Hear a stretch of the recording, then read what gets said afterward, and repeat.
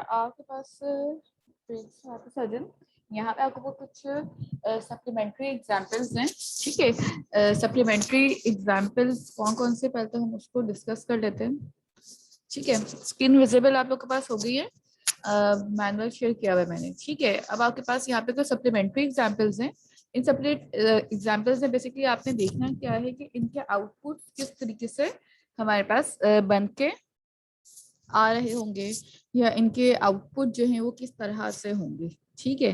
For example मेरे पास यहाँ पे एक वैल्यू है आई की, ठीक है, 30 है, और जे की वैल्यू जो है मेरे पास 25 modulus by 25। It means that इसका जो रिजल्ट आएगा वो जे के अंदर स्टोर हो रहा है, ठीक है। अगर हम 25 का मॉड्यूलस लेते हैं 25 से, तो डेफिनेटली मेरे पास जो रिमाइंडर आता है वो होगा 0, ठीक है। यानी कि मेरे पास यहाँ पे जे की जो वैल्यू बनती है वो बनती है यहाँ पे इस वक्त 0, ठीक है। तो मैंने यहाँ पे लिख दिया है कि मेरे पास जो जे की वैल्यू होगी वो इस वक्त 0 कंसिडर होगी। यहाँ पे एक लाइन है कन्वर्ट डॉट 832, बूल की एक वैल्यू जिसको हमने कन्वर्ट करे 32 में, और मैंने कहा है कि जो आई के अंदर ना आपने क्या करना है, जे की वैल्यू डाल देनी। दैट मीन्स के यहाँ पे इस वक्त क्या हो गया है, 0, आई की वैल्यू भी 0 हो गई। Console dot right line in if, ठीक है, अगर यहाँ पे जे की वैल्यू आई में चली जाती है तो आगे पास क्या प्रिंट हो जाए, इन इफ। अगर जे की वैल्यू आई में नहीं जाती तो प्रिंट हो जाए इन एल्स। मैसेज दिखाने के लिए कि हम कौन से ब्लॉक में खड़े हुए हैं। अगर ये दोनों कंडीशंस नहीं चलती तो आपके पास प्रिंट हो जाए इन मेन। आप में से कितने लोग हैं जिन्होंने ये वाली एग्जांपल अभी रन करी है?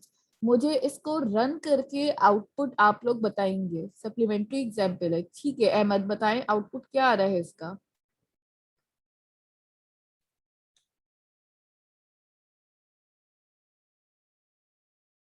अहमद तो माइक ऑन कर लें और माइक ही बताएं।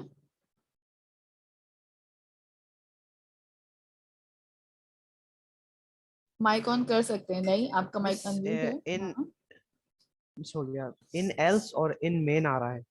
इन एल्स और इन मेन आ रहा है, ठीक है। Yes miss. देखें इन एल्स और इन मेन इसलिए आ रहा है आपके पास क्योंकि यहाँ पे वैल्यू, पहली बात तो इंटीजर को इंटीजर दोबारा कन्वर्ट कर दिया और फिर बूल भी ले गए। बूल मतलब ट्रू या फॉल्स।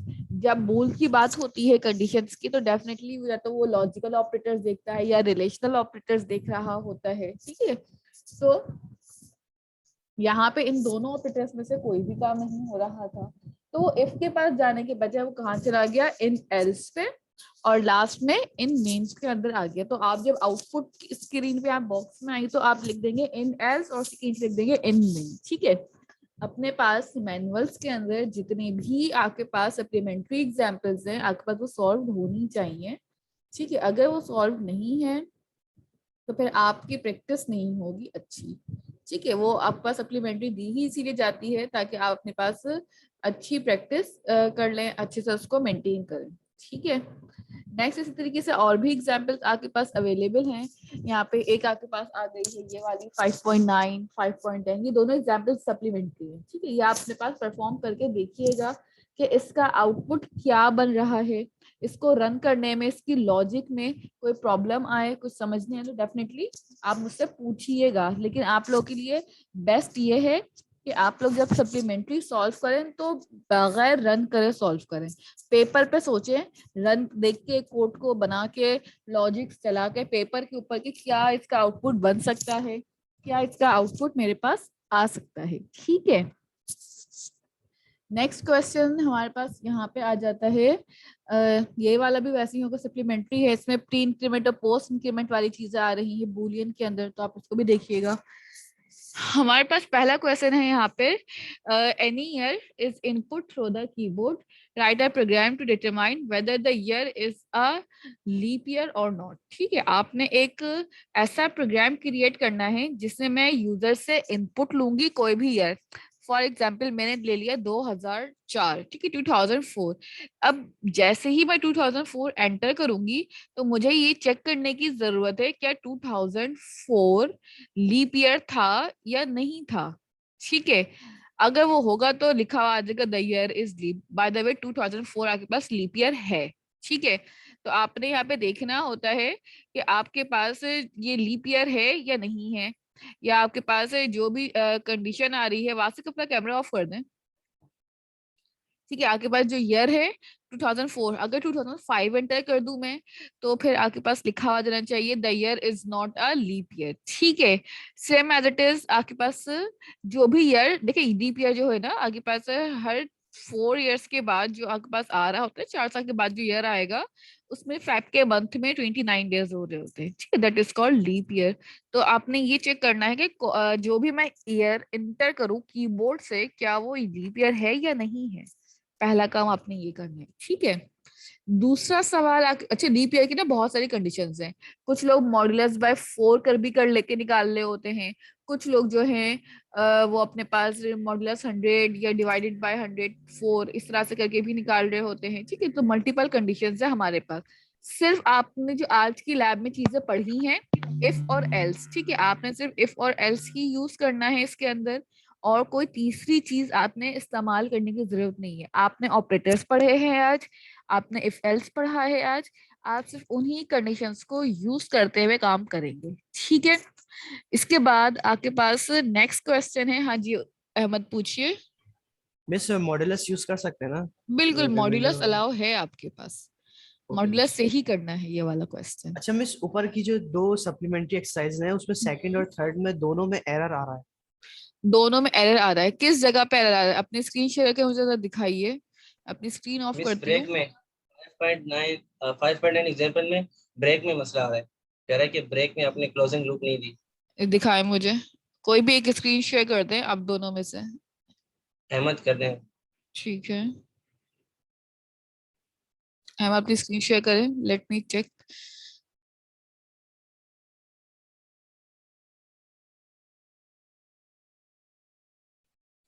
देखिए यहाँ पे आपके पास कोड में कह रहा है कि आपके पास कोई भी क्लोजिंग क्या है एरर, नो क्लोजिंग लूप, मतलब कि आपके पास ये जो ब्रेक है ना आप डायरेक्टली नहीं लगा सकते। ठीक है, out of which to break और कंटिन्यू। ठीक है, तो यहाँ पे आप अपने पास प्रोग्राम में क्या लिखेंगे, error, there is a error mistake आ इन जाएगा। कोड। हाँ एरर लिख दें, यही वाला जो आपके पास यहाँ पे शो हो रहा है। इसीलिए मैं कहा एग्जाम्पल्स को आप रन करें, ठीक है, ताकि आपको एरर्स पता चल सके। ठीक है, इसी अच्छा तरीके मिस, से हाँ दूसरा वाला दिखा दूसरे दें, दिखा दो।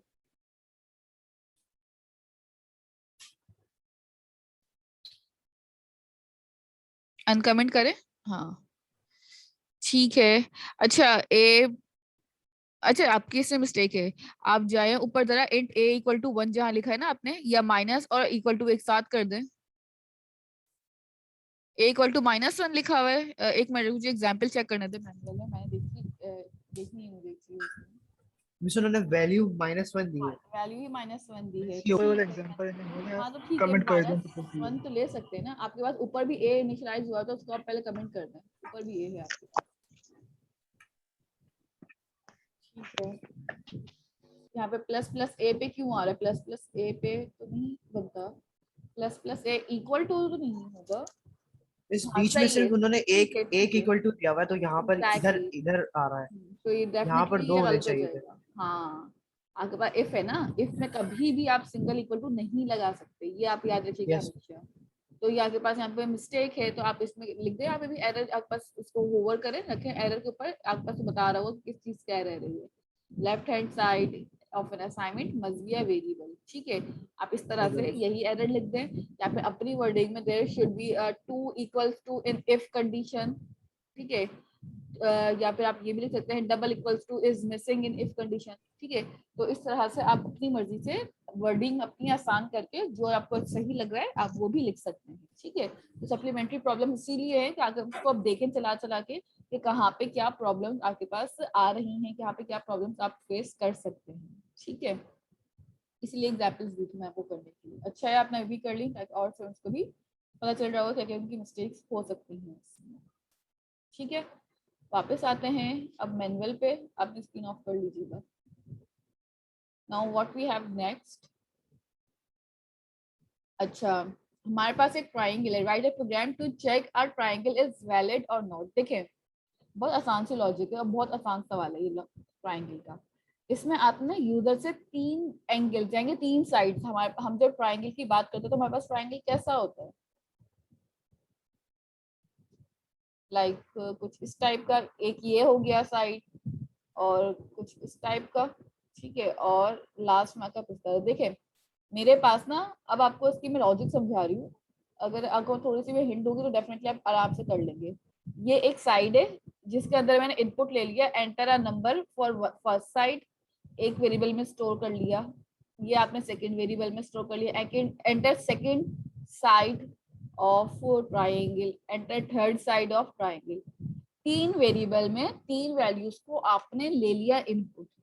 अब आपका काम क्या है, इस ए को, इस बी को और इस सी को आपने करने हैं प्लस। जो वैल्यू यूजर ने इनपुट की है उन तीनों वैल्यूज को सम करें, ठीक है। A valid triangle is if the sum of all three angles are equal to 180 degree। इन तीनों को प्लस करके अगर मेरा आंसर बराबर होता है 180 के, ठीक है। मैं बार बार सुने, इस लॉजिक को आपने एज इट इज लिखेंगे ना, खुद ही बन जाएगा कोड। अगर मेरा इन तीनों को प्लस करने के बाद आंसर बराबर हो जाए 180 के, तो आप एक मैसेज प्रिंट कर दें console.writeline में valid triangle, else not valid. If the sum of 3 triangles, यानी अगर मेरे पास इन तीनों के जो साइड्स हैं वो इक्वल हो जाए प्लस करने के बाद, और वो इफ की कंडीशन में चेक लगा दूं डबल इक्वल्स 2 का, तो फिर वो इक्वल है 180 के, तो ठीक है। अदरवाइज अगर आंसर 180 नहीं बनता तो not a valid triangle print कर देगा, ठीक है। इसके बाद नेक्स्ट क्वेश्चन आता है आपके पास, write a program to check whether the number is even और ऑड, ठीक है। अच्छा, इवन नंबर कैसे देखते हैं और ऑड नंबर कैसे देखते हैं, हम एक इसकी छोटी सी एक्सरसाइज कर लेते हैं।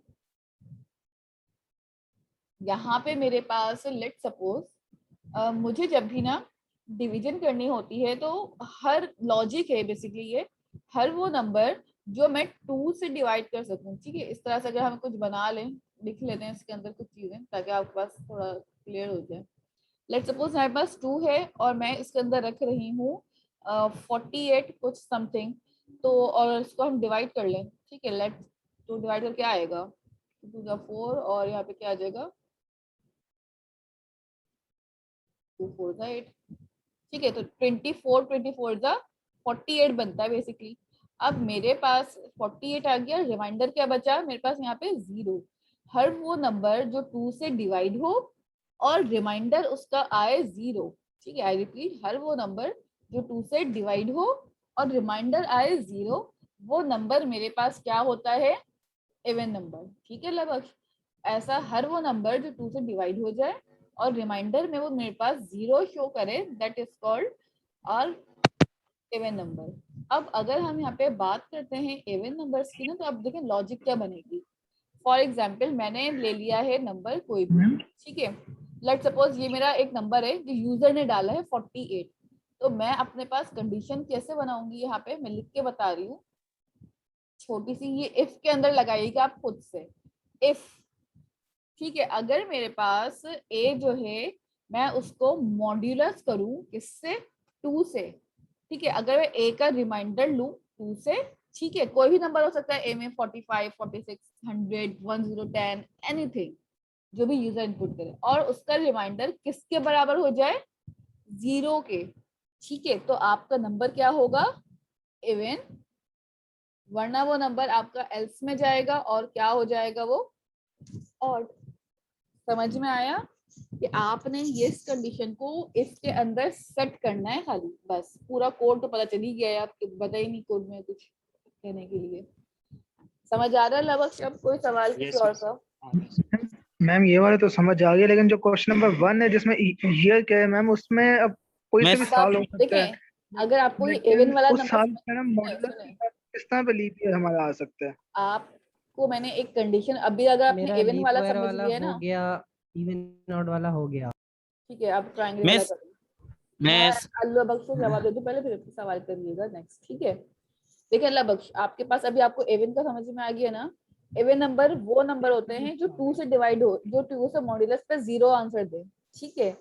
लीप ईयर वो नंबर, वो वाले ईयर होते हैं जो 4 इयर्स के बाद आते हैं, ठीक है, समझ रहे हैं? इसमें अगर मैं कुछ चेंजेस कर दूं इसी कोड के अंदर, तो सोचें क्या चेंज करूं कि मैं 4 इयर्स के बाद वो हो। समझ रहे हैं? इसी वाले मैम एवन वाले कंडीशंस को ही थोड़ा गौर से देखें, ठीक है? और एवन वाली कंडीशन में से ही लीप ईयर वाला क्वेश्चन सॉल्व हो जाएगा।